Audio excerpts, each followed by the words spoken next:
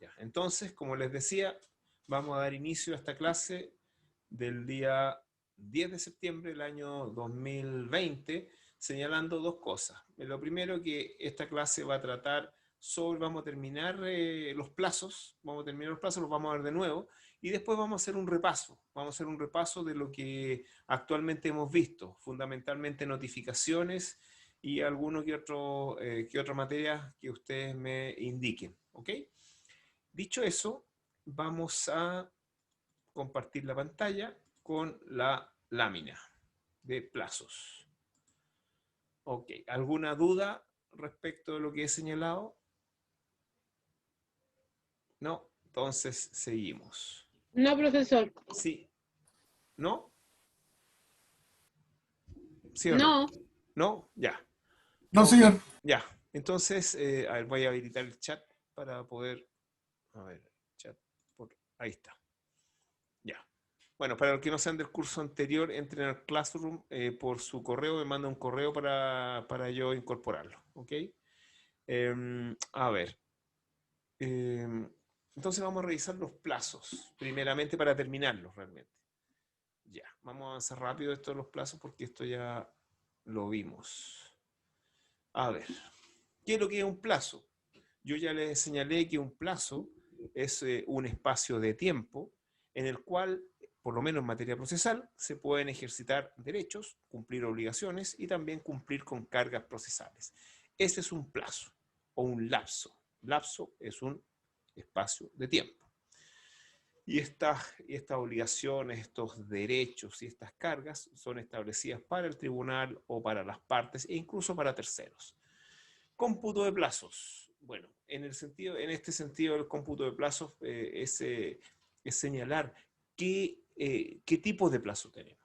Ya hemos visto que tenemos plazos de días, plazos de horas, plazos de meses, plazos de años. Incluso, como ya les señalé, existe ese plazo, el plazo más pequeño que hay en nuestra legislación, que es el plazo que nos da la existencia jurídica, que es vivir al menos un instante después de la separación del cordón umbilical con la madre.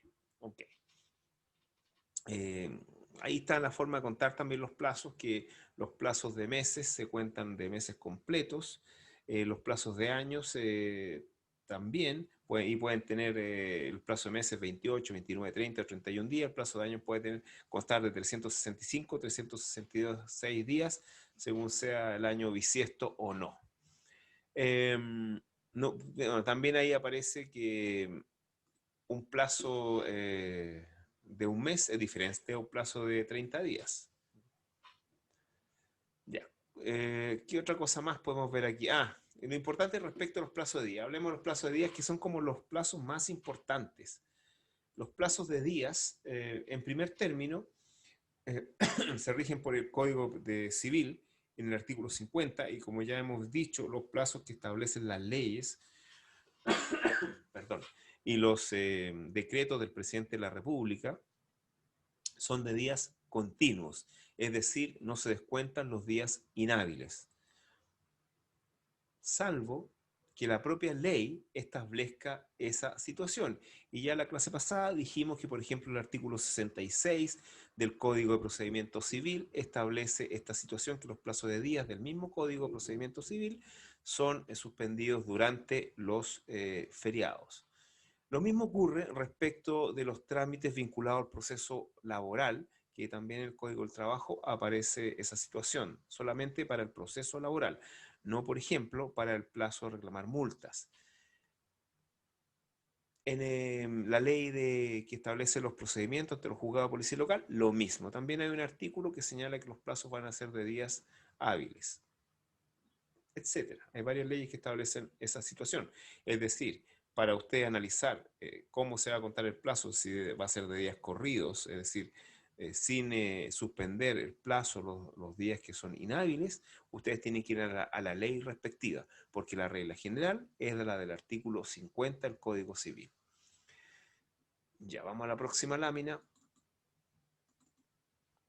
Clasificación de los plazos. En cuanto a la clasificación de los plazos, tenemos esta primera esta primera clasificación, que sería plazos legales, judiciales y convencionales, es según de dónde emanen los plazos, cuál es su origen. En cuanto a los plazos legales, siempre, bueno, eso es lo que establece la ley, por ejemplo, un plazo legal de días, eh, por ejemplo, sería el plazo para interponer recurso. El recurso de apelación, 5 días o 10 días. Ese es un plazo legal.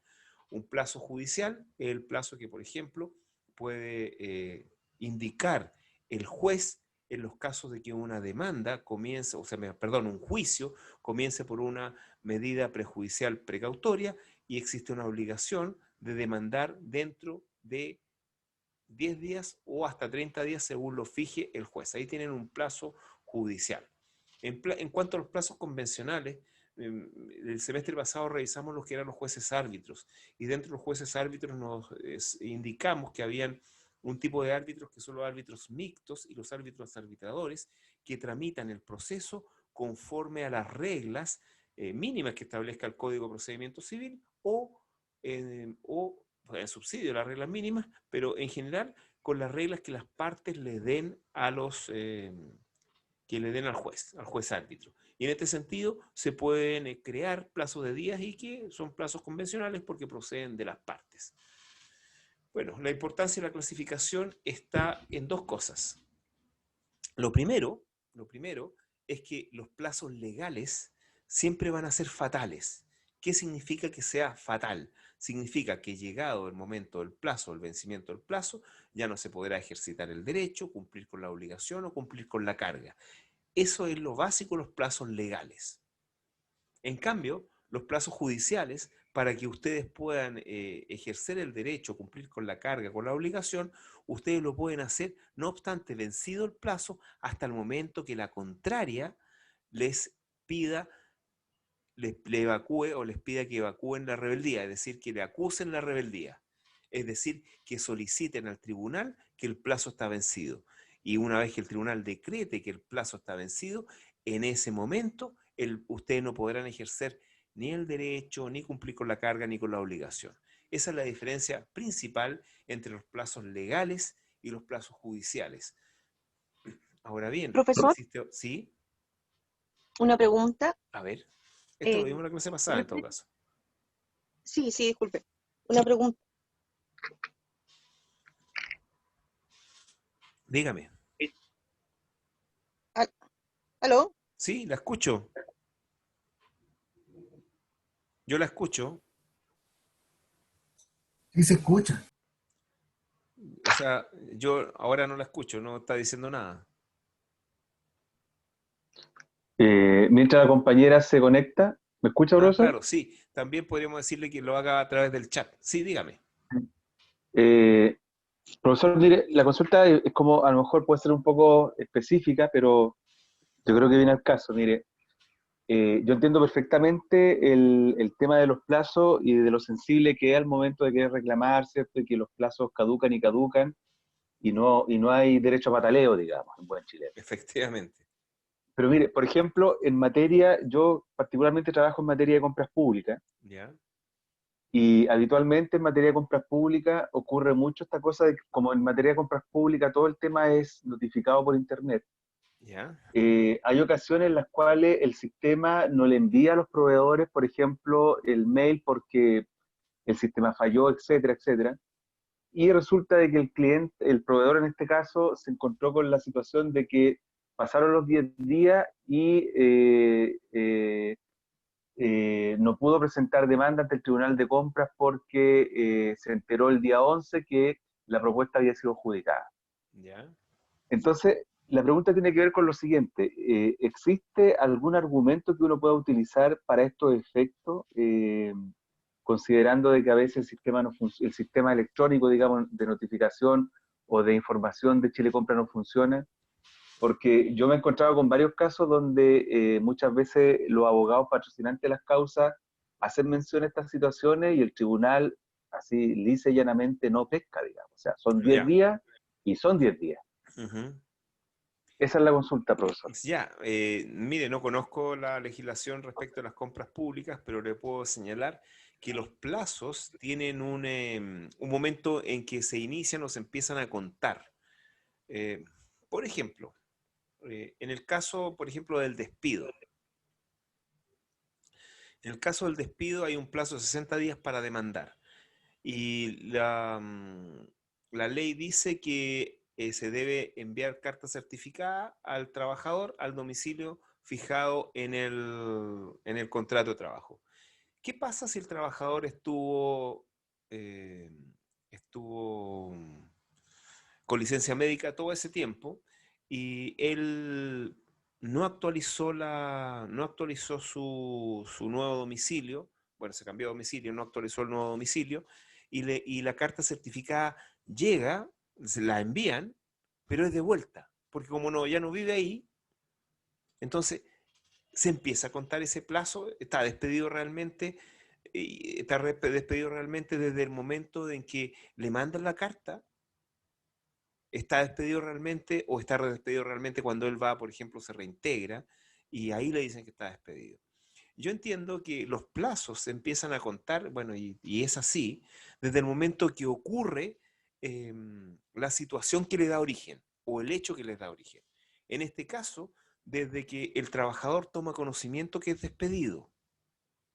Por mucho que diga, por ejemplo, la ley de que se le tiene que mandar la carta certificada al domicilio fijado en el contrato, si es que no es recibida, no es recepcionada, obviamente no empieza a contarse el plazo.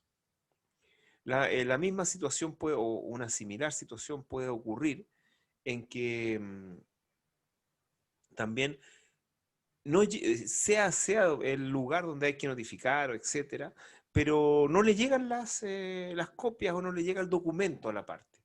Y en ese caso, nosotros sabemos que existen disposiciones en el Código de Procedimiento Civil que hacen que uno pueda pedir un entorpecimiento, una situación de entorpecimiento, es decir, un imprevisto, es asimilado a la fuerza mayor, más que nada este entorpecimiento. Un imprevisto que no nos permitió ejercer el derecho porque no estamos en conocimiento de el hecho que le dio origen al plazo. Yo creo que en el caso que me está planteando usted, si es que a estos oferentes, o sea, a estos, no sé, son proveedores, será, no les llegó la notificación, no se les puede contar el plazo. Diferente es si es que este plazo comienza a contarse desde una publicación, por ejemplo. Pero si tienen que notificarle por correo electrónico y no le mandan el correo electrónico, entiendo que el plazo no está corriendo. ¿Sí? Creo que solucioné un poco su Profesor, duda. ¿Sí? Gracias, sí, ya, profesor, ya muchas me puede gracias. conectar. Ah, se pudo conectar. Ya, Ya, cuénteme. disculpe. Profesor, le quería preguntar lo siguiente. Si puede el tribunal decretar de oficio el cumplimiento de un plazo, por ejemplo, si apercibe y la parte no cumple dentro de ese plazo, si es que puede el tribunal, conforme a lo que usted dijo, que era petición de parte, si puede el tribunal de oficio decretar el plazo vencido. Ya, yo no dije a petición de parte, yo dije hasta que se acuse la rebeldía. Generalmente la rebeldía se acusa por la otra parte, pero el tribunal sí, de oficio, podría hacerlo, podría acusar la rebeldía de oficio, y muchas veces lo hacen los juzgados. Podría Ya, ser, ya, muchas gracias. ¿sí? Podría ser. Como les digo, muchas veces lo hacen. Ya, hay dos cosas que no se me tienen que ir, a pesar que lo vimos en la clase pasada, pero quiero reforzarlo. Otra diferencia entre los plazos legales y judiciales es que los plazos judiciales se pueden ampliar. ¿Qué significa esto? Significa que un plazo, por ejemplo, fijado de 10 días, la parte que necesita cumplir con la obligación o cumplir con la carga o ejercitar su derecho, y si necesita más plazo, podría pedir la ampliación del plazo judicial con los dos requisitos que di la clase pasada, que están en el artículo 67 del Código de Procedimiento Civil, no el Código Procesal Penal, 67 Código de Procedimiento Civil. Y esos dos requisitos son, primero, pedir la prórroga de plazo antes del vencimiento, y en segundo término, alegar una causa justificada. Y esto se hace comúnmente utilizando, miren, las disposiciones comunes de todo procedimiento, del libro primero del Código de Procedimiento Civil, a un plazo judicial fijado en el código, fijado en el procedimiento penal, que es el plazo de las investigaciones, cuando son más de 2 años. O sea, perdón, cuando son menos de 2 años, el juez fija una investigación de menos de 2 años y uno puede pedir, generalmente el Ministerio Público, pide la ampliación del plazo. ¿Y qué tiene que hacer? tiene que pedirlo ante el vencimiento y también debe indicar una causa que lo justifique, generalmente porque no ha llegado un informe que es esencial, etcétera, etcétera. Entonces ahí tiene la situación especial de que un plazo judicial se amplía y también la situación especial o interesante que se aplica al sistema procesal penal las disposiciones comunes de todo procedimiento del libro primero del Código de Procedimiento Civil. ¿Por qué? Porque son supletorias a cualquier materia en donde no haya una regla especial, como en el caso del Código Procesal Penal, que no tiene una regla en relación a la ampliación de los plazos. La otra cosa que también no se me puede olvidar, que también creo que lo dije en la clase pasada, que los plazos legales no son fatales, es decir, perdón, los plazos legales son fatales, es decir, que llegado el plazo, se acaba la oportunidad para ejercer el derecho, la obligación o la carga. Pero salvo dos plazos del Código Procesal Penal. El plazo de cierre de la investigación y el plazo de cierre de la investigación cuando es legal, los 2 años. No son fatales porque para que se cierre la investigación o para que se logre apercibir al fiscal para para que termine la investigación después de esos 2 años, es necesario que el fiscal sea apercibido y no la cierre. Y lo otro, el plazo de la acusación, que es un plazo de 10 días desde que se cierra la investigación que tiene el fiscal para acusar, tampoco es fatal, porque llegados los 10 días no se pierde el derecho de acusar, sino que tiene que ser apercibido para ello. Esa es lo que quería plantearles respecto de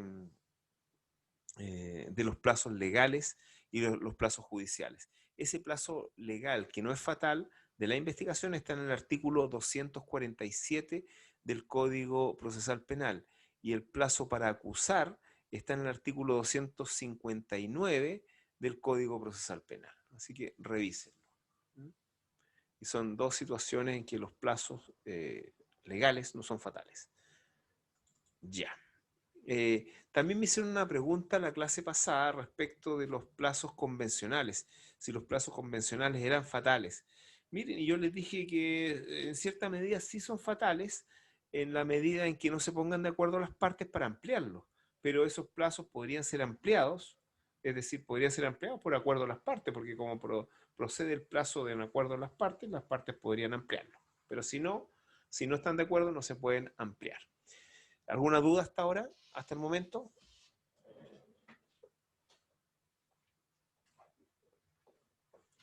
No, ya. Entonces, sigamos. La segunda clasificación importante de los plazos es la de plazos individuales y comunes. ¿Cuáles son unos, cuáles son otros? Los plazos individuales son aquellos que comienzan a contarse desde el hecho que le da origen de manera personal o de manera, no quiero decir la palabra individual porque es como caer en una reiteración, pero desde el momento en que a cada una de las partes se le produce el hecho que le da origen al plazo. Por ejemplo, en el caso de los recursos, todos los recursos están establecidos en plazos y el plazo para interponer estos recursos son plazos individuales, es decir, se empiezan a contar desde, en este caso, la notificación que se haga a las partes de manera personal, de manera individual, dicho de forma más precisa. Es decir, por ejemplo, si a una parte le notifican hoy día una sentencia definitiva, desde hoy día le empieza a correr el plazo para presentar el recurso que corresponde. Si a la otra parte le notifican mañana, comienza a contarse el plazo desde mañana. Estos son los plazos individuales. Generalmente los plazos de los recursos son individuales para presentar recursos. Lo segundo, los plazos comunes. Los plazos comunes algunos dicen que se empiezan a contar para las partes de manera conjunta. Sí, eso es cierto, pero una forma más simple y más precisa de señalarlo es que los plazos los plazos comunes se cuentan desde que se notifica, por regla general, a la última de las partes, o desde que se produce el hecho respecto de la última de las partes. Ejemplos de plazos comunes son el plazo para contestar una demanda. Acuérdense, el plazo para contestar una demanda es un plazo común, es decir, empieza a contarse desde que se notifica al último de los demandados. Profesor, Y otro plazo común es el término o plazo para rendir prueba, es decir, el término probatorio o plazo para profesor, rendir prueba. ¿Sí? disculpe que lo interrumpa. Está bien. Justo Puede estoy en ser, esa parte. puede ser una cosa muy puntual y específica, pero yo creo que es interesante. La pregunta, profesor, es ¿cómo se verifica quién fue el último demandado? O sea, pongámonos en el caso en concreto. Supongamos que hay dos o tres partes a las cuales hay que notificar y en definitiva, ¿cómo uno se cerciora o cómo uno verifica quién fue el último demandado? Porque hoy día entiendo que no hay un sistema para eso, no hay una página web o una aplicación donde uno pueda ver eso en línea, etcétera. No sé si me entiende la pregunta. Sí, perfectamente. A ver. Y esto tiene que ver con el código, con el proyecto de Código Procesal Civil.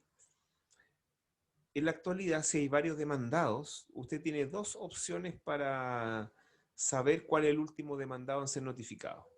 La primera opción es esperar a que el receptor suba a la página web del Poder Judicial la notificación. Esa es la primera. Porque a lo mejor usted fue notificado hace 20 días. Su parte fue notificada hace 20 días y hoy día viene a verlo en la oficina. Entonces, usted piensa, está fuera, ya no puede contestar la demanda. Está fuera, porque como el plazo por contestar una demanda es legal, es fatal. Entonces, usted se da cuenta, pero hay más demandados. Entonces, usted se mete a la página del Poder Judicial, usted se introduce y puede ver que está solamente la notificación de su parte y no está la notificación de la otra parte, del otro demandado o de los dos más que faltan. ¿Quién sabe? Entonces usted tiene dos opciones. La primera es esperar a que suban el resto de las notificaciones, que a lo mejor ya se hicieron, se han pasado tanto tiempo. O lo otro es pinchar la pestaña correspondiente a la página del Poder Judicial y ver qué receptor ha sacado la cédula o qué receptor ha sacado los documentos a notificar. Ir a la oficina del receptor y preguntarle si ha notificado a los demás. Pero por regla general, los receptores suben las notificaciones dentro de los 2 días siguientes que la hacen. Entonces realmente es bastante fácil enterarse de cuál es el último notificado. Va a haber un día o 2 días de desfase, más o menos. Y por último, lo que yo les quería referir respecto de la reforma al Código de Procedimiento Civil, el proyecto Código Procesal Civil, fíjense que se elimina el estado diario y se establece como forma de notificación el hecho de que una resolución sea introducida al sistema de seguimiento de causa. O sea, es decir, lo que se hace actualmente. Actualmente uno revisa, le pide al procurador que revise las causas todos los días y ahí ve cuando sube la resolución. ¿Ve? O la otra cosa es que llega un listado con el estado diario de todas las causas en donde uno tiene poder. Serían las fórmulas. Muchas gracias, ¿Sí? profesor. Ya. Ok. Entonces, es plazos comunes, plazos individuales. Ok. Ya. Sigamos. Plazos continuos y discontinuos. Aquí, cuando hablamos de plazos continuos y discontinuos, estamos hablando de los plazos de días. Entonces, yo me voy a referir a lo que yo ya he dicho, me remito a lo que he dicho de plazo de días respecto del artículo 50 del Código Civil, que la regla general en la legislación y en los decretos es que los plazos sean de días corridos, es decir, que no se suspenda el plazo por la interposición de feriados, que hay entre medio feriados. Ahora bien, las preguntas que siempre a uno le asaltan, o que a los alumnos le asaltan, es, bueno, ¿y cómo sabemos eh, qué días son feriados y qué días no son feriados? Y seguramente si yo les pregunto eso, ustedes me van a responder. ¿Qué me van a responder? en cuanto a cuáles son los días feriados y cuáles son los feriados. Los que están en el calendario. Sí, esa siempre es la respuesta que dan los alumnos. Muy, muy mal. Esa siempre es la respuesta que dan los alumnos cuando uno interroga en el examen de grado o en exámenes de fin de semestre. Dicen eso. ¿Solo el domingo, profesor? Sí, sí, dicen eso. Profesor, los que Eso lo vimos la discriminan la clase ley. pasada. Y yo le digo a los alumnos, ¿saben? Yo una vez un cliente me regaló un calendario y me empecé a dar cuenta que algunos días no eran feriados. Y yo sabía que eran feriados. Y claro, el calendario era chino, era un calendario hecho por un chino. ¿Mm? Entonces no tienen los feriados que uno tiene. Entonces esa no es la respuesta. La respuesta es Profesor, muy sencilla. no ¿Sí? no son los días que, o sea, los que estipule la ley. Efectivamente, los días feriados están en la ley y están en una ley que está en el apéndice del Código Civil. Y esa es la ley que hay que reformar todos los años, o sea, no todos los años, hay que reformar las veces en que un feriado, en que se crea un feriado o que se elimina un feriado. Esa es la ley que hay que modificar y la ley a la cual hay que recurrir para ver si un día es hábil o feriado. Para empezar, esa ley dice que todos los días domingos del año son feriados. Eso es lo primero cosa que dice. Después dice que el 1 de enero de todos los años también es feriado. Después dirá que el 1 de mayo también es feriado. Después habla de los feriados renunciables, irrenunciables, etc. Entonces, lo primero que hay que tener presente al momento de saber si un día es feriado o no es ir a la ley. Una ley es la que establece los feriados. Y lo segundo, respecto del Código Procesal Penal, que también lo hablamos, que el Código Procesal Penal no establece una regla, que es la regla de que todos los días y todas las horas son hábiles.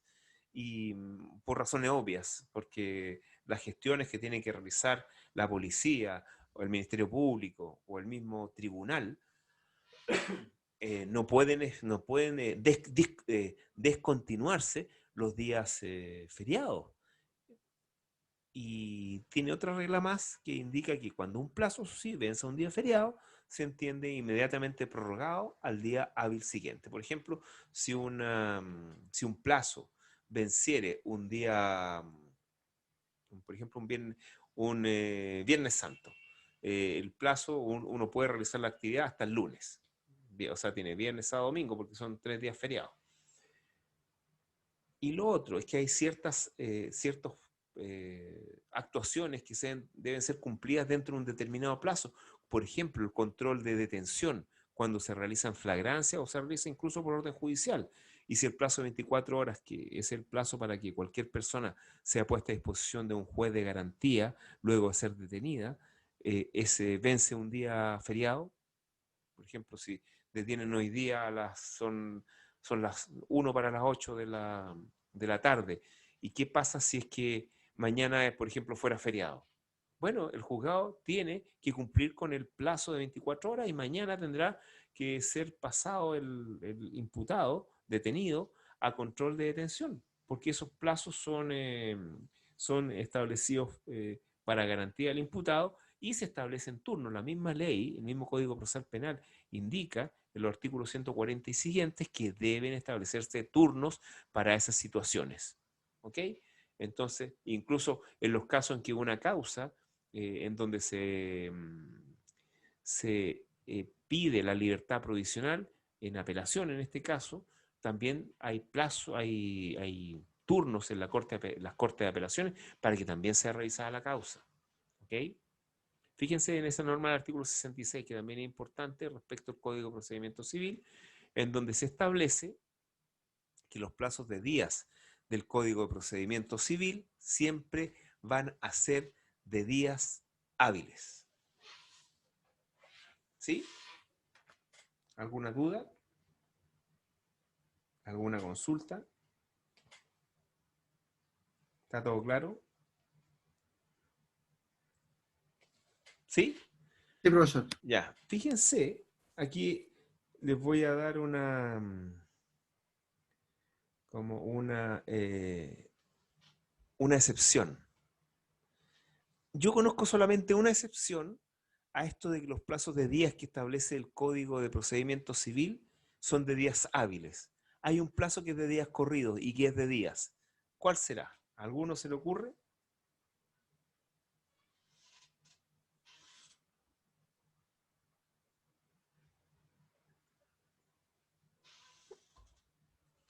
¿Se le ocurre a alguno un plazo que sea de días corridos y no hábiles y que esté en el Código de Procedimiento Civil?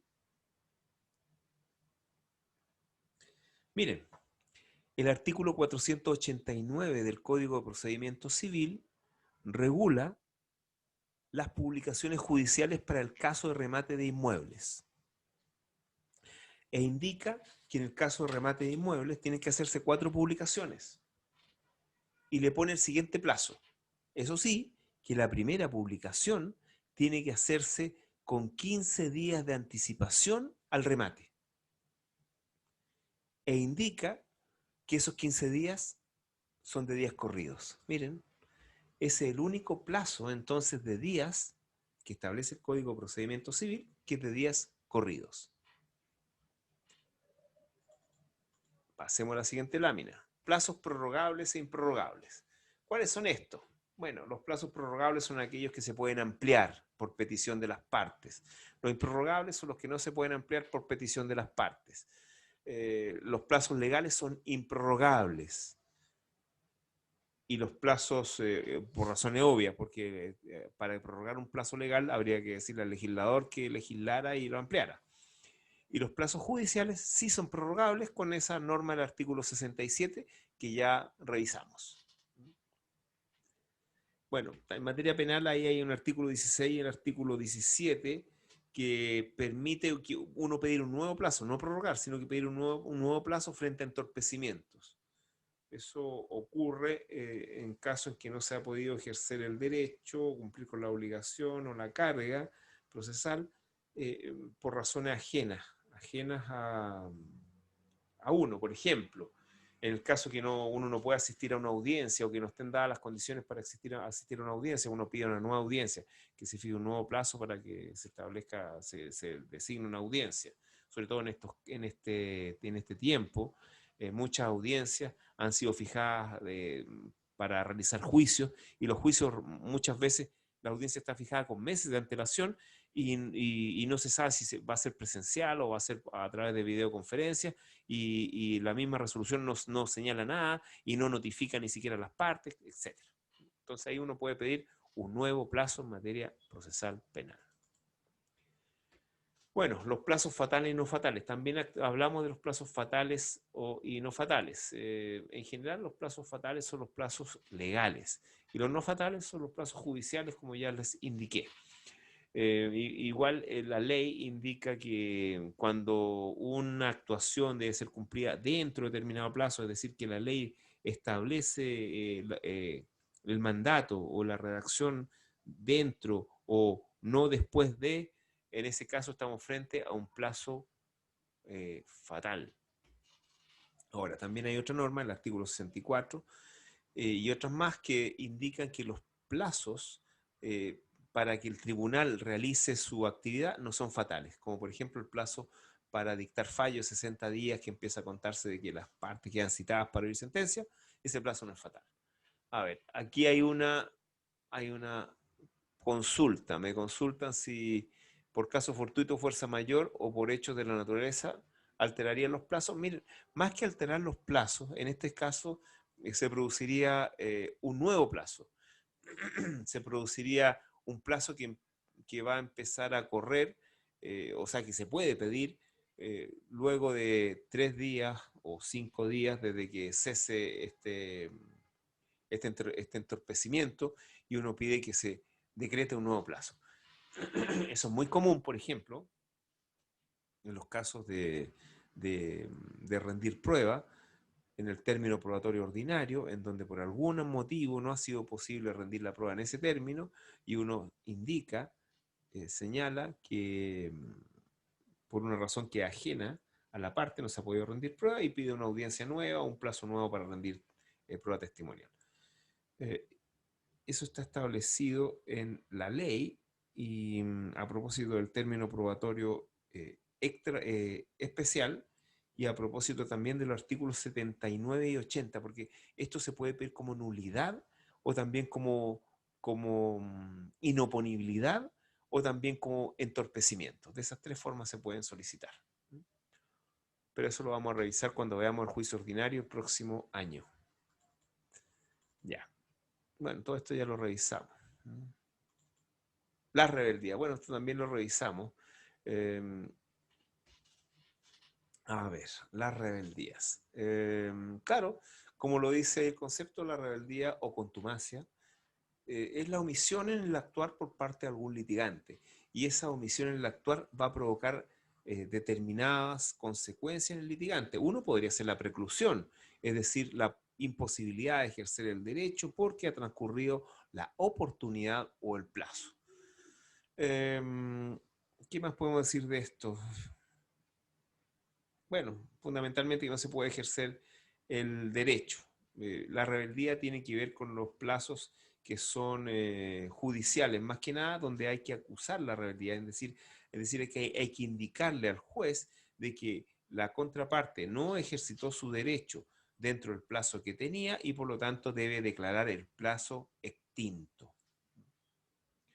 Y ahí está lo que le decía respecto a la rebeldía y la nulidad procesal, que hay formas de solicitar que podamos ejercer el derecho posteriormente, porque por un motivo que nos fue ajeno a nuestra voluntad no pudimos ejercer el derecho. Artículos 79 y 80. Ya, paralización y extinción del proceso. Bueno, a ver, miren, siempre cuando yo les he dicho, una de las cosas que siempre he dicho es que el proceso en sí es una entidad, una realidad jurídica, una realidad, sí, jurídica y también del mundo de las ideas, que es esencialmente dinámico. Siempre el proceso tiene que estar en movimiento y cada vez que el proceso se paraliza por un determinado tiempo, van a haber consecuencias. Ustedes ya saben, si se paraliza por un determinado tiempo, 6 meses, se puede pedir el abandono de procedimiento. Si es que por ejemplo, antes, si es que uno no hacía avanzar el recurso de apelación, se va a declarar prescrita la apelación. Hay varias sanciones. Por ejemplo, bueno, hay tantos ejemplos, pero dejémoslo en esos dos ejemplos, más que nada. Y bueno, los que están ahí. Otras reglas comunes a todo procedimiento. Miren, yo ya les había indicado que las reglas comunes a todo procedimiento están en el libro primero del Código de Procedimiento Civil y la importancia que tienen es que se aplican a cualquier otro procedimiento sin importar la naturaleza de aquel. Lo único, eso sí, que no tiene que tener una regla especial. Ya les dije el caso en materia procesal penal. En materia procesal penal no existe una regulación para pedir ampliaciones de plazo. Por lo tanto, nos remitimos a la ampliación de plazo, a la regla de ampliación de plazo del Código de Procedimiento Civil, el artículo 67, que es la que se usa en los casos en que generalmente queremos pedir la ampliación del plazo de la investigación, que generalmente lo va a solicitar el Ministerio Público. Dicho eso, también ustedes verán que fundamentalmente porque el Código de Procedimiento Civil no ha sido derogado, por esa razón, siendo el Código de Procedimiento Civil, sobre todo en el libro primero,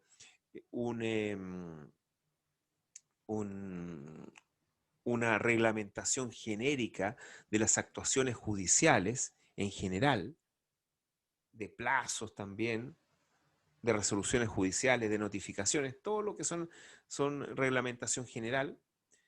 Y como esa reglamentación general no se aviene a los nuevos sistemas reformados, Código Procesal Penal, Código del Trabajo, Ley de Tribunales de Familia, estos nuevos sistemas han tenido que establecer reglamentaciones especiales.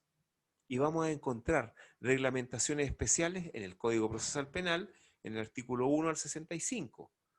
Por ejemplo, podemos encontrar este artículo tan interesante que es el artículo 31, que ese artículo 31 le permite a las partes pedir una forma especial de notificación, diferente a las que establece el Código de Procedimiento Civil y el mismo Código Procesal Penal.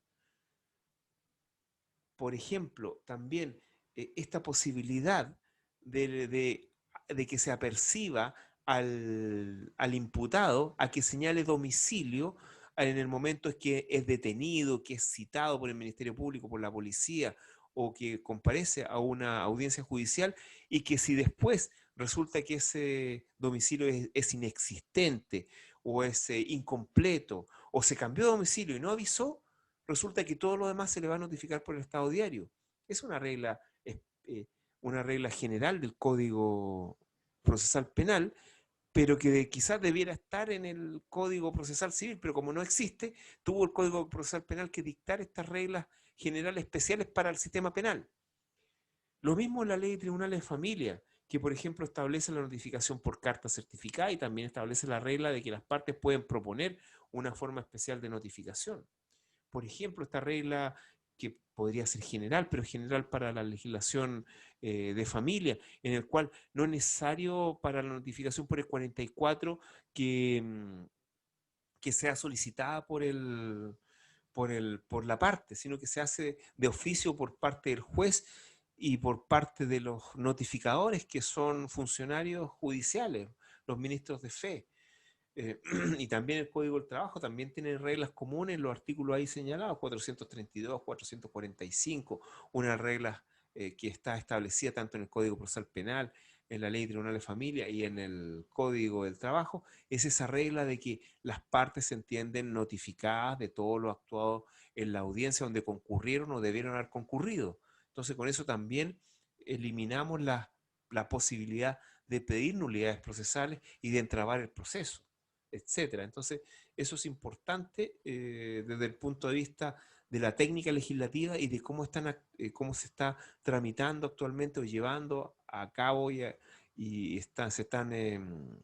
están llevando a cabo los juicios, cómo van avanzando de esas formas. De hecho, la situación de que los procedimientos laboral, de familia y penal sean orales, eso ha podido hacer que en este tiempo de cuarentena, de que nos tenemos que quedar en las casas, de que los juzgados están cerrados, se puedan seguir realizando audiencias por videoconferencia, porque los tribunales están cerrados, porque son un foco de contagio, ese es el problema. Y si mientras no haya vacuna, vamos a tener que seguir llevando adelante las causas a través de audiencias por videoconferencia.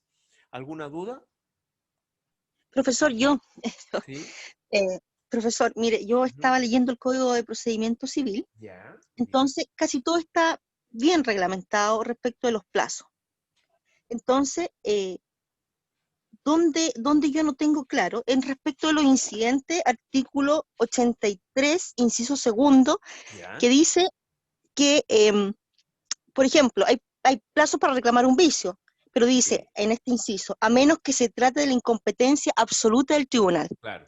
Esto significa, por ejemplo, que un tribunal se equivoque y siga actuando sin tener competencia necesaria, o sea, es como un Absoluta. caso de nulidad absoluta. Claro.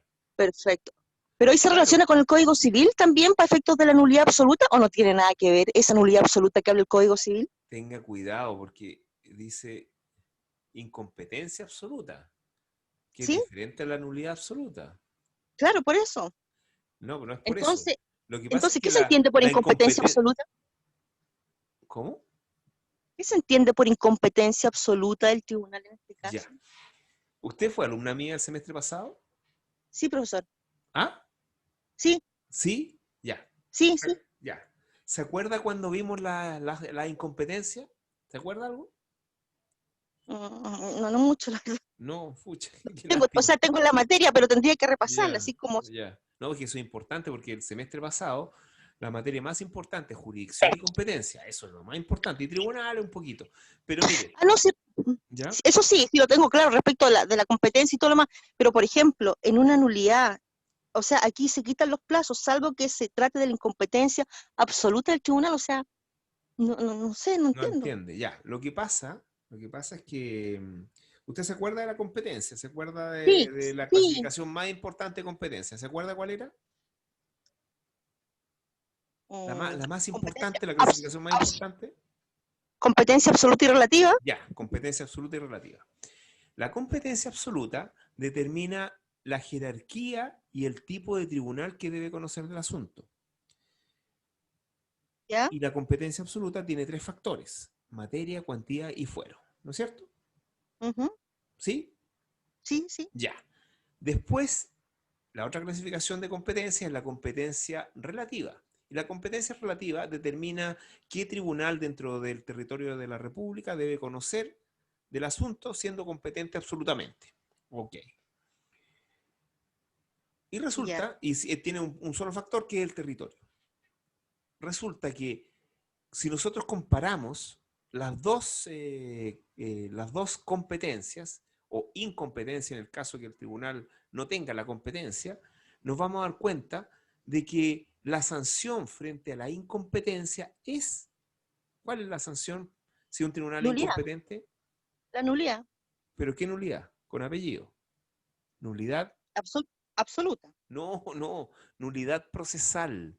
Nulidad procesal. Mm, Cuando los códigos procesales hablan de nulidad, se están refiriendo a la sanción de nulidad procesal, que no tiene perfecto. nada que ver con la nulidad Con la absoluta y la absoluta. nulidad relativa.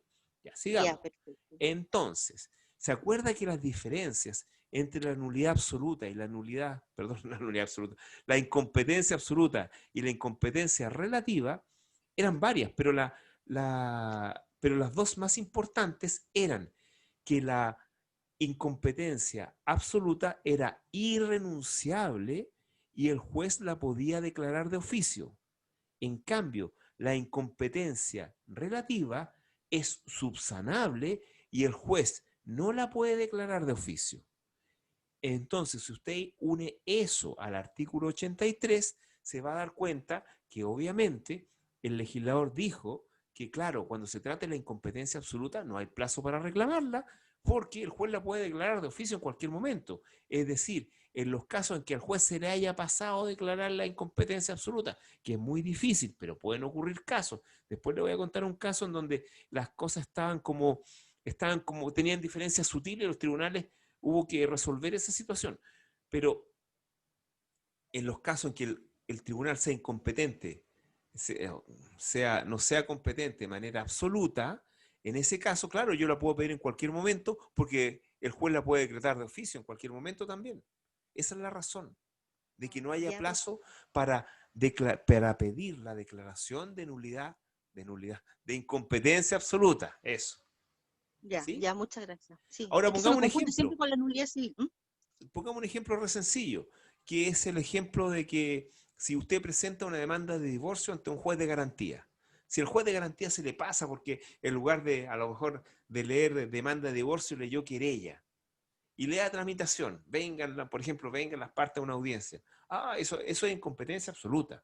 Entonces, si pasa, por ejemplo, no sé, un mail, le notifican después de un mes a la otra parte no se da cuenta, pero llegado el día de la audiencia, se dan cuenta, cualquiera de las partes lo puede pedir, incluso el juez lo puede declarar de oficio. ¿Sí? Porque Ya, no se ya. sanea. La nulidad absoluta no se sanea, como la nulidad relativa. Eso tiene que ver con la prórroga de la competencia, la nulidad. Dale con la nulidad. La competencia, ve que me está confundiendo. La competencia absoluta no se sanea.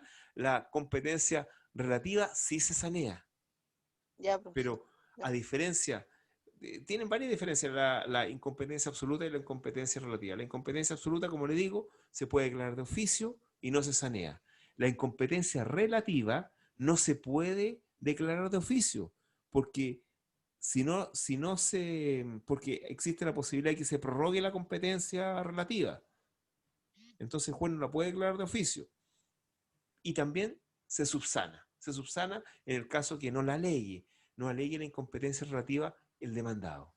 ¿Ve? Esa es la situación. Ahora, no es tan cierto de que la nulidad absoluta no se sanee. La competencia absoluta. No es tan cierto que la incompetencia absoluta no se sanee, porque hay una forma que sí se sanea. ¿Cuál sería?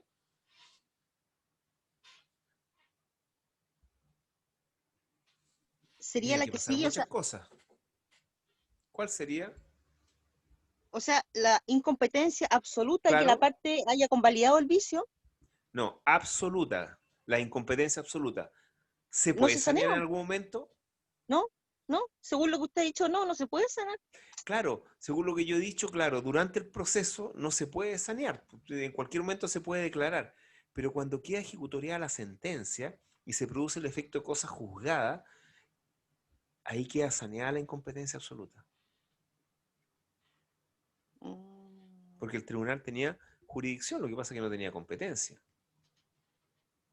Pero ¿Ya? al haber sentencia definitiva ya queda como cosa, o Sí, como cosa claro, juzgada. pero si produce cosa juzgada, usted no puede reclamar de la incompetencia absoluta. Quedó saneada. Esa es la situación y creo que pusimos un ejemplo en el curso pasado respecto del mismo juicio de divorcio que era tramitado por un juez de garantía, si esta sentencia ejecutoriada, no se recurre que se certifica esa ejecutoriedad y se va al registro civil, el registro civil en teoría debiera inscribirla, esa sentencia de divorcio, porque quien la dictó era un juez y tenía jurisdicción, lo que no tenía era competencia. Eso, ya. No deja de todas formas de Llegamos. ser como enredado, profesora. ¿Cómo? ¿Cómo? No deja de ser como enredado, o sea, como difícil de entender. Claro, que lo que pasa es que tiene una mecánica, hay que tener claros O los sea, el ejercicio. conceptos. Hay que tener claros los conceptos para después ir seguir adelante eh, con la institución, digamos, con la incompetencia. Ya, Ya. profesor, gracias. A ver, ya llevamos 1 hora 11 minutos. Miren, a ver, vamos a hacer un alto ahora de 10 minutos y vamos a continuar con un repaso. ¿Ok? ¿Les parece? Ok. Ya, entonces yo les pido que en estos 10 minutos ustedes revisen dos cosas. Revisen la materia. No, vamos a dar 15 minutos mejor. Revisen la materia, vean las dudas que tengan, anoten las dudas y también revisen los materiales. Si es que no lo han revisado, revisen los materiales y también planteenme las dudas. Yo voy a empezar la próxima clase, o sea, el próximo bloque con el Classroom. Voy a poner el Classroom para que veamos los materiales que tenemos que van a entrar en la prueba. ¿Ok? Así que revise la materia y revise los materiales para que en 15 minutos los podamos conversar. ¿Ya? Ok. Ok, profesor. Ya, ok. Ya, entonces ahí ustedes están viendo el Classroom y yo lo primero que quisiera preguntarles si tienen alguna duda respecto de la materia, respecto de lo que... Igual la materia sigue siendo igual, va a seguir siendo la misma que habíamos señalado en el video pasado, en la clase pasada. ¿Ya? Entonces, ¿tienen alguna duda con la materia que va a entrar en la prueba?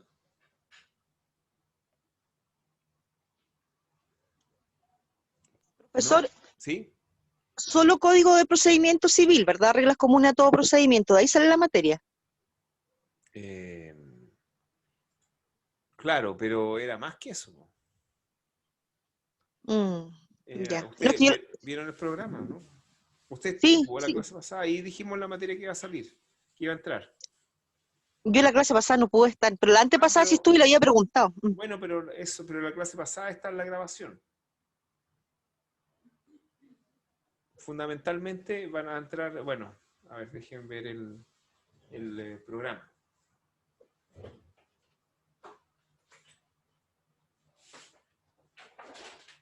En el programa, a ver, en el programa va a entrar los actos jurídicos procesales, porque la primera materia, el proceso y la acción, no entran. Claro, como usted dice, normas comunes a todo procedimiento, sí, pero van a entrar igual los actos jurídicos procesales, ¿ya? Eso sí, los actos jurídicos procesales, los procedimientos,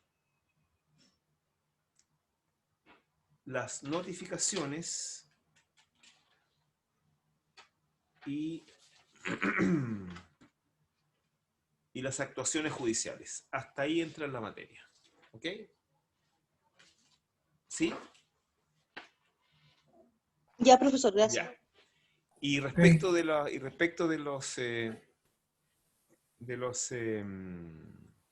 materiales, tenemos la tramitación electrónica va a entrar. 1 y 3, estas 2 unidades que son los trabajos que hice. ¿Saben por qué van a entrar? Entran porque esa es otra cosa. Y yo les dije que las disposiciones comunes a todo procedimiento estaban en el libro primero, el Código de Procedimiento Civil, también que hay disposiciones generales de estas materias en los códigos especiales, pero también hay disposiciones comunes a todo procedimiento reguladas en la Ley de Tramitación Electrónica. Y aquí están esbozadas por lo menos 2. También en la prueba entra la representación en juicio, el mandato judicial, obviamente. ¿No? Es que ese ya lo vimos. El mandato también entra. Esa es materia que vimos. Ya. Entonces, esto de la tramitación electrónica también entra como documento. Esto de las partes también entra como documento. Las partes de la postulación, obviamente. Y que son como 2 hojitas también. Acción, pretensión y demanda también entra. La necesidad de un nuevo código procesal civil, un nuevo código de procedimiento también entra, que es un artículo bastante pequeño. Y eso sería, y ahí están los apuntes. O sea, entra todo al final. Todo lo que todos los documentos que les he mandado. Y bueno, los apuntes que están en PDF, y creo que ya subí. Las láminas creo que están, o no, aquí no están, pero las voy a subir. Sí están, No, ahí profesor. están. Sí, están de los primeros. Sí, no lo había visto. Entonces eso. ¿Ya tienen alguna duda respecto de la materia de la prueba? ¿Alguna consulta? Porque recuerden que la próxima clase, el próximo jueves, no va a haber clase. ¿Alguna duda, alguna consulta? ¿La prueba será oral o escrita, profesor? No, escrita. Va a ser escrita. Va a ser similar a la escrita que hicimos el semestre pasado, la segunda prueba, es decir, verdadero y falso, sin justificar los falsos, alternativa y un caso por ahí, 1 o 2 casos. Pero esos casos van a ser con alternativas también.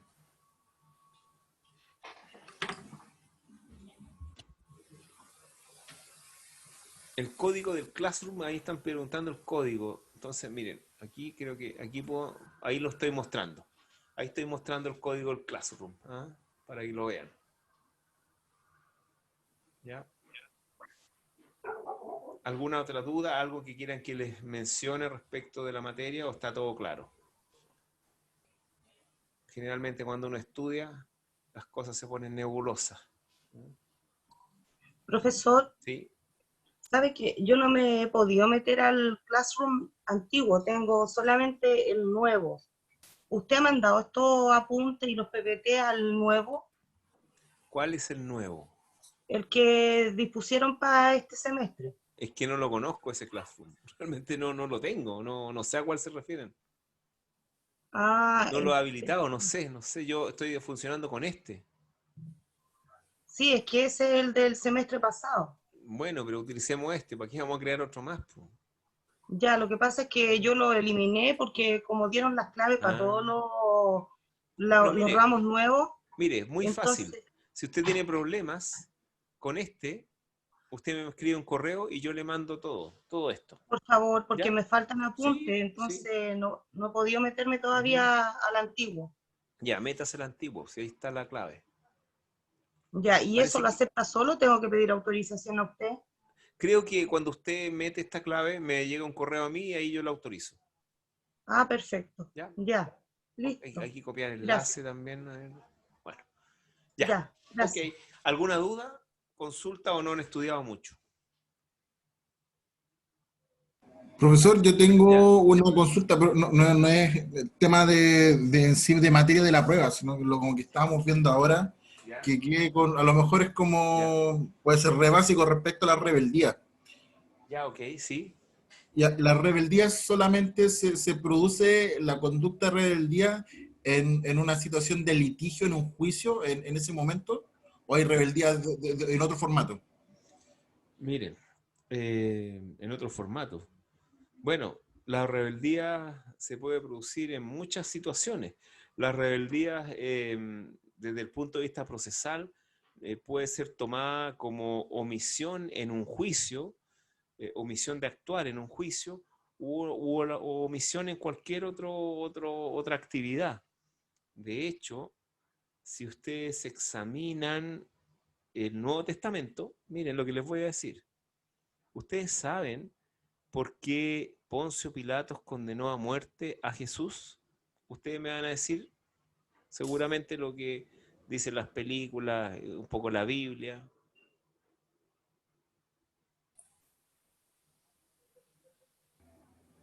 Ahí, Por ahí me rebeldía. perdí, profe. ¿Ah? ¿Por qué?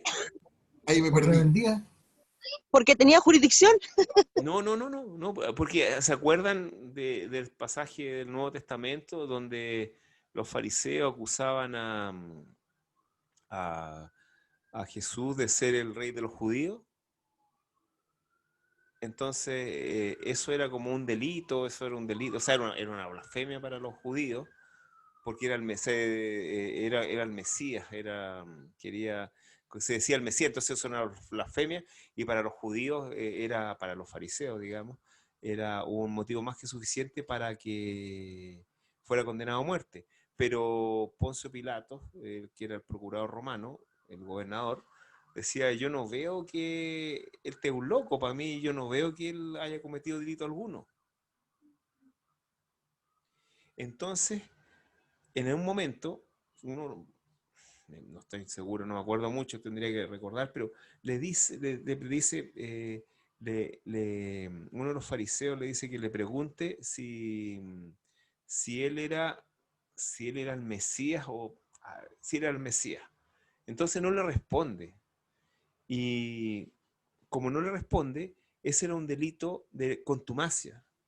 Y la contumacia era omitir frente a una actividad específicamente de la pregunta que se le estaba haciendo. Entonces, por eso fue condenado a muerte, a la crucifixión, por negarse, dos cosas, por negarse a reconocer la autoridad del emperador y por negarse a contestar la pregunta. ¿Ven? Ahí tienen contumacia como un delito en la antigua Roma. Entonces la contumacia es omitir actividad y precisamente respecto de actividades dentro del proceso estamos hablando de omitir actuaciones a las cuales las partes están obligadas, a las cuales las partes tienen derecho y que el juez decreta de que ya no cumplió con la obligación o de que no cumplió con la carga o no ejerció el derecho. A eso se refiere esta materia de las rebeldías. Es decir, que no acata lo que dice la ley, o no acata lo que dice el juez, o no cumple con lo que dice la ley, o no cumple con lo que dice el juez. Eso es la rebeldía. Y vinculada a los plazos, es no ejercer el derecho dentro de plazo. Eso sería la rebeldía. ¿Alguna otra duda? Profesor, sería la omisión en sí de una información. Efectivamente, la omisión.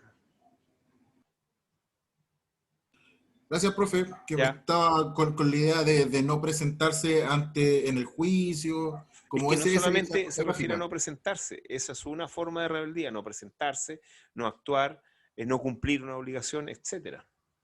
Por ejemplo, en materia procesal penal actual, en los casos en que el imputado no se presenta al juicio, el imputado es, primero citado, no se presenta al juicio, es requerido por la autoridad mediante una orden de detención, que son más bien órdenes de aprehensión, es decir, puede detener cualquier policía, porque existe la orden para ejecutarla en cualquier parte de Chile, etc. Si no es sabido si la orden de detención o de aprehensión llega al tribunal y dice no lo encontramos en ninguna parte en donde se supone que estaba, el juez de garantía en este caso, o un tribunal oral en lo penal, lo va a declarar el imputado rebelde, en rebeldía, porque no se presentó. Así, ahí tienen un tipo de rebeldía. Otro tipo de rebeldía, no contestó la demanda. Bueno, realmente la demanda no es necesario acusar la rebeldía porque basta con el transcurso del plazo. pero por ejemplo, acusar la rebeldía respecto de que no autorizó el poder en el plazo que le fijó judicialmente, la otra parte le pide que le acuse la rebeldía y ya no puede ejercer el derecho, ya no puede autorizar el poder, ya no puede constituir el poder y se aplican las sanciones que correspondan. Y ya sabemos cuál es. Eso. Gracias, profesor. Parece que no tienen ninguna duda.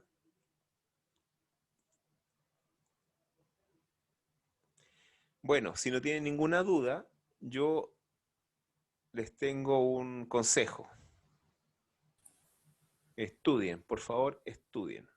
Si tienen algún problema, me escriben Sí, señor. y lo tratamos de solucionar, sobre todo con los materiales, porque los materiales son bien interesantes y son bien cortitos, así que no van a tener mayores dificultades. Y son bien interesantes. Mira, por ejemplo, este es muy interesante. Léalo, son como 7 páginas, 6 páginas. Es muy interesante porque actualmente tenemos un sistema que es muy, muy arcaico y ahora ha demostrado su falta de actualización con la pandemia que estamos viviendo. Los juzgados civiles, si yo tuviera que, o sea, si uno tuviera que decir quién ha cumplido, quién ha tratado de, o quién ha podido sobrellevar toda esta crisis completamente, o sea, completamente en el país, los tribunales así la han sobrellevado, yo diría, de manera bastante bien. Todos los juzgados reformados, salvo los juzgados civiles. Y no porque los juzgados civiles sean malos o porque los funcionarios no quieran trabajar, no, por el contrario, sino porque no están dadas las condiciones procesales y de procedimientos para que pudieran avanzar los juicios civiles. ¿Por qué? Porque es un procedimiento escrito, esencialmente escrito, y respecto de las audiencias, no tienen el sistema, no tienen la estructura de videoconferencias también. Es muy difícil porque no tienen la estructura orgánica de actuaciones judiciales verbales. No tienen por ejemplo, para que hayan actuaciones orales orales por videoconferencia, es necesario varios jueces, que cada uno actúe en su sala. Los juzgados civiles es imposible porque existe solamente un juez. No se puede multiplicar en diversas audiencias. No tienen los funcionarios ni tampoco la infraestructura. Entonces, esa es la razón de que necesitemos la reforma y hay otras cosas más que están en ese artículo que son bien interesantes. Entonces, los invito a que lo lean. Es muy sencillo. Ya. Yo no voy a seguir más adelante en la materia porque tenemos suficiente tiempo y nos quedan, y prefiero que ustedes se dediquen a estudiar, a organizar su estudio. Bueno, y nos estaríamos viendo ya la semana subsiguiente, creo que el 21. Profesor, ¿Sí? yo creo que lo que pasa es que no tenemos muchas preguntas porque hemos estado con pruebas solemnes de otros ramos y de hecho ahora tenemos el sábado de constitucional. Entonces como que no hemos podido estar pendientes solamente de su materia. Entonces Claro, yo creo sí. que por eso no surgen preguntas en este minuto. Sí, eso pasa. ¿Ah? Eso pasa. Ya, pues, entonces nos estaremos viendo. Cualquier cosa me pueden escribir al correo. ¿Ya? Profesor, Así que, ¿sí? entonces la prueba sería el jueves que viene después de la No fiesta sé, patria. no sé porque van a recalendarizar, así que no sé. Ah, ya, ¿Mm? ya. Lo que pasa es que el lunes tenemos prueba de Banco Central, el lunes siguiente a la fiesta. Ah, ya. Bueno, no me han dicho todavía, pero nos van a avisar con tiempo, me imagino. Ya, profesor, Ok, muchas profesor. gracias. Listo, nos vemos, que estén muy bien. Nos Chao. vemos. Muy amable, Chao. profesor. Hasta luego. Muchas Hasta gracias, luego, profesor. Hasta luego.